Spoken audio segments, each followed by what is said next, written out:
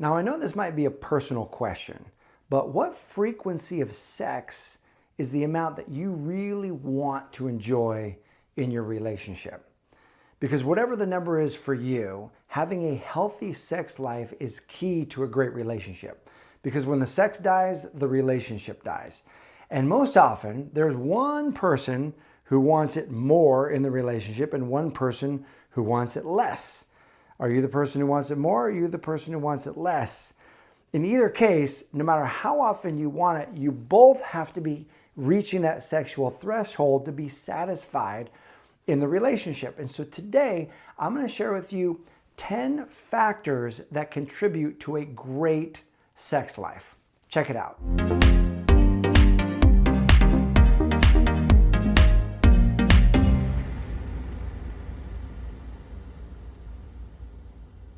Now, this information comes out of a couple different research books, one of which is called The Normal Bar, where Christian Northrup and her colleagues did a bunch of research. In one study, they surveyed more than 70,000 people from 24 countries and found that there were 10 factors that if the people who had thriving sex lives all did these 10 factors. And so we're going to explore that right now. Factor number one is couples who had a great sex life said, "I love you" every single day and meant it. Now, some of us grow up in households where "I love yous" are very common, very generous, very opulent with the "I love yous" every day. You say "I love you" to mom and dad, say "I love you" to brother and sister. We say "I love you," say "you love you" to kids. And I have friends where they never heard their parents say "I love you." It's very scarce, those words. But if you want to cultivate a great sex life, start with saying those words, because words are power. Words have the power to evoke emotion, not only in your partner, but also in yourself. So when you look each other in the eyes and you say, "I love you," and you mean it, you feel it, you evoke that emotion that connects the two of you on a deeper level. Number two is buying a romantic gift. One of our primary love languages as humans is receiving gifts. So if that's your partner's primary love language, giving them a gift that they're not expecting, that shows that you're thinking about them or that you love them or care about them, something thoughtful or even a little sexy gift can go a long way. Number three is compliment your partner often. You see, there's a certain amount of deposits that we need as human beings in a relationship compared to the negative withdrawals that create a thriving relationship.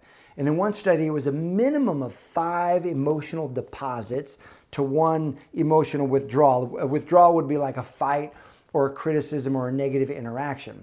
So complimenting each other often is like making these little emotional deposits into each other's bank account. And when that bank account gets full, you want to be close, you want to celebrate the relationship. And nobody wants to have sex when they're feeling unsexy. Nobody wants to have sex when they're feeling stinky, when they're feeling frumpy, when they're feeling like Jabba the Hutt. They're like, "Oh, I don't feel good."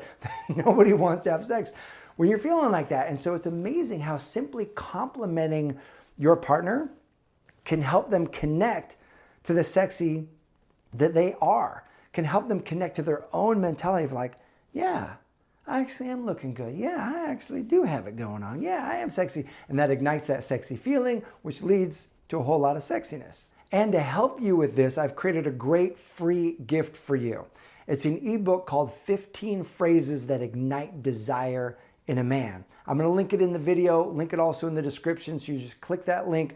You can get that ebook. It's free. It's a gift from me to you. You're going to love those phrases. If you're looking for compliments, if you're looking for like, what can I say to actually ignite desire in him, you're going to love these phrases. Click that link and check it out. Number 4 is have romantic vacations. Now, vacations can be you go to Fiji, you go to the beach or the mountains for a week and it's romantic and you're by the fire or you're laying out on the beach. That can be amazing. But romantic vacations can also be short little getaways as well. My wife and I, in the winter, I had a work trip to Phoenix. It was a one-night work trip to go celebrate a client of mine who had a great win. So she came with me. We flew out and we stayed in this hotel and it became a romantic getaway for us because it was just change. It was just like, Oh my gosh, we don't have the kids around. Oh my gosh, it's just us. And oh my gosh, we're in this cool hotel. And it became a really sexy night simply because of the variety of change that we're experiencing. So big vacations, yes, but make it a point to even get away for one night or 2 nights, and it can go a long way as well. Number 5 is giving each other back rubs. Now, actually, since reading this research, I've gotten better at the back rubs. I wasn't doing a lot of back rubs before, and let me tell you, it helps. Non-sexual but sensual touch definitely stimulates the senses. So if it's been a while since you've given your partner a back rub, try it out and see what happens. Number 6 is 6-second passionate kisses for no reason at all. This one I found really interesting. This one comes out of a book called 8 Dates by Dr. John Gottman, who's one of the world's leading researchers on love and relationships and marriage. And he says this, he says, we recommend a juicy 6-second kiss that would make your grandmother blush. When you kiss passionately, you set off a chemical cascade of hormones and neurotransmitters that release dopamine, increase oxytocin, both of which makes you feel really good. So I decided I would try this one out. And normally when I'm leaving for work, I'll give my wife a kiss. I'll say, I love you, but it's more of a short peck. I'll give her a little kiss and then go to work. And so this one particular day after reading this research, I came down and I grabbed her and I kissed her a 6-second passionate, juicy kiss. And she looked at me in the eyes and she goes, wow, you really know how to make my knees go weak. And I'm feeling all manly in that moment. And then my 3-year-old daughter, who was in the high chair having breakfast, goes, Daddy, I want one of those. I was like, oh no. No, honey, you're just going to get a little peck. That is for mommy and mommy alone, okay? So I went over, kissed her, and went off to work. But notice, often we'll kiss our partner on a daily basis, but it will be a short little kiss. Practice elongating that, and for no reason at all, just hold in that kiss, a 6-second kiss, and notice what happens to your biochemistry. Number 7 is cuddle with one another every day. People who had great sex lives cuddled with one another every day. In fact, only 6% of people who didn't cuddle had good sex lives. That means 94% of people who have good sex lives cuddle every single day. And this is interesting because when you're cuddling, it's that great reminder that no, we're not business partners. No, we're not just doing life and doing errands together. We actually love each other. We're actually attracted to one another because closeness begets closeness. And so make it a point to, whether you're going to cuddle and fall asleep together, whether you're going to cuddle and watch a show together, but make cuddling a higher priority in your relationship and you will notice your sex life improve. Number 8, create a romantic date at least once a week. This is one I actually learned from America's Greatest Marriages, and it was backed up by this research that when you're just starting to get to know one another and you're just starting dating, dating is built into the process because you don't live together, you're not married, so dating is how you get to know one another. But after you get committed, you live together or you're married, dating, if you're not intentional, can be very easy to let slip away and not do it in the relationship. Commit to dating. Don't stop dating. Let that be a part of your practice, because dating fuels the connection, it fuels the lovemaking, it fuels that great relationship that you want to have.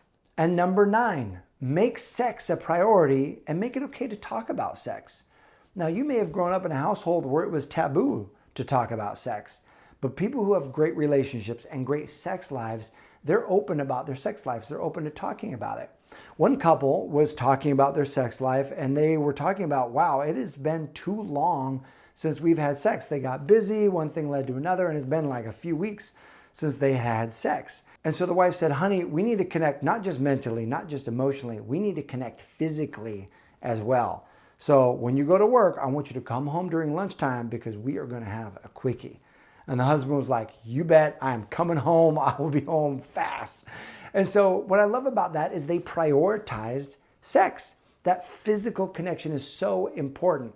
So let it be okay to talk about sex. And if you haven't done it in a while, prioritize it, even if it's just a quickie. And number 10, people who have great sex lives are open to a variety of activities. They're open to trying new things in their sex life to keep that variety and to keep it interesting. If you have breakfast every day and all you have every single day is an omelet, day in, day out, that omelet, it's going to get boring. You're going to want something different. You're going to want some oatmeal. You're going to want some pancakes. You're going to want a frittata, something different than just that dang omelet. And that's what they have found, that people who have great sex lives, they're willing to try on different things. They're willing to try new stuff. So whether that's wearing new lingerie, or whether that's role playing with one another, trying new positions, trying different rooms in the house, whatever it is that you're open to, that variety keeps the satisfaction level high. So those are the 10 factors that create a healthy sex life. Again, here's a great gift from me to you, 15 phrases that ignite desire in men. I hope you grab that. You're going to love it. It's linked up here in the video and in the description. And my question for you is this: what does your partner do that absolutely puts you in the mood? Go ahead and post that in the comment section below. I think it's going to be a great comment section on this particular video. If you're not subscribed to this channel, this is all about helping you not only attract the relationship that you want, but create the most fulfilling, thriving relationship that you would love for your life. So go ahead and click that subscribe button, get enrolled so that you get the latest and greatest videos coming out each and every week. I appreciate you. Thanks for watching. I'll see you soon.